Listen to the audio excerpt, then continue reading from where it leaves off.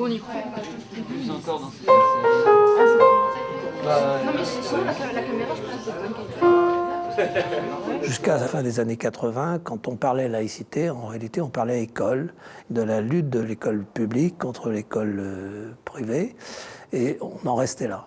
Et donc il y a eu tout un travail de réflexion pour essayer de sortir la question de la réflexion sur la laïcité de ce seul contexte pour la rétablir dans sa plénitude d'idées politiques qui est au cœur de notre manière de concevoir la vie en société, le vivre ensemble.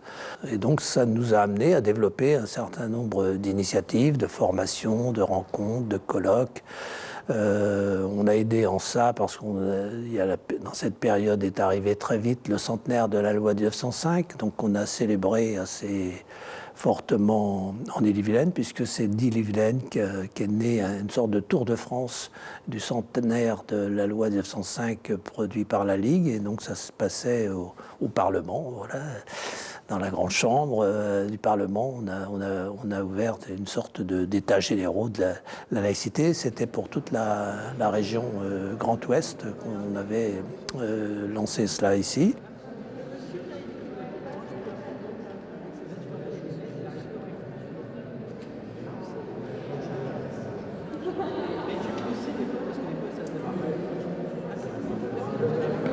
À la Ligue de l'enseignement d'Ille-et-Vilaine, on initie depuis 2014 ce qu'on appelle des classes de ville laïcité. Donc le concept de classe de ville, c'est pas une classe de mer, c'est pas une classe de neige, mais c'est quand même avec sa classe d'école, on va partir ensemble pour un séjour, mais là ce sera un séjour en ville. On a différentes thématiques qui sont proposées, et donc depuis 2014, on propose le sujet laïcité.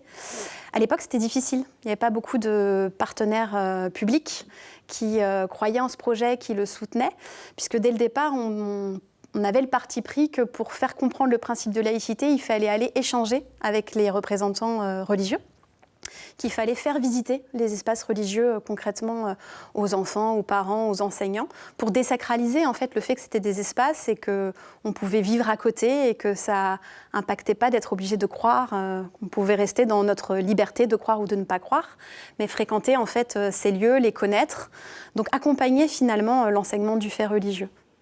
Et donc ce parti pris d'échange avec les religieux, il a été critiqué, il est encore critiqué. Il se trouve qu'en janvier 2015, on a les attentats Charlie Hebdo, dont on commémore le dramatique anniversaire justement cette année. Et là, tout d'un coup, il y a eu un sursaut des pouvoirs publics où tout le monde s'est dit « Ah là là, mais le principe de laïcité, on ne le transmet pas assez. En fait, tout le monde ne le comprend pas. Il y a un enjeu fort si on ne veut pas que le terrorisme en fait, évolue davantage dans notre pays. Il faut aussi qu'on travaille à le transmettre à tous les citoyens et qu'on fasse savoir au reste du monde ce qu'est le principe de laïcité en France. » Et donc là, tout d'un coup, on a été très soutenus et écoutés et on a pu mettre en place ce projet. La laïcité n'a pas été une donnée. La laïcité a été une conquête et elle reste une conquête. Le principe, c'est le respect des différences, c'est le respect des opinions, le respect des croyances, c'est le respect des principes démocratiques par excellence.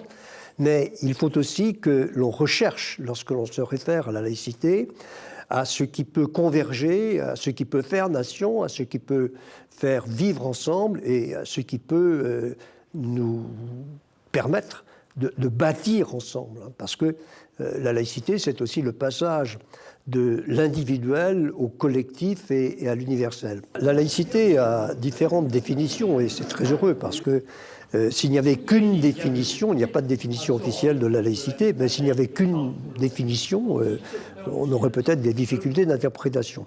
Ceci étant, la multiplicité d'interprétations et de définitions de la laïcité peut prêter aussi à confusion, elle peut prêter, tout spécialement en cette période de perte de repères, à des falsifications qu'il faut dénoncer. Souvent, on peut penser que c'est contre quelque chose, le principe de laïcité. En fait, c'est pas vrai. Il ne faut pas oublier que c'est un principe fondateur de la République et que cette ce principe de laïcité permet d'accueillir et de recevoir toutes et tous, quelle que soit leur croyance, quelle que soit leur religion, etc. Donc c'est une laïcité qui rassemble et qui est très ouverte de la manière dont on souhaite et on la fait vivre, bien évidemment.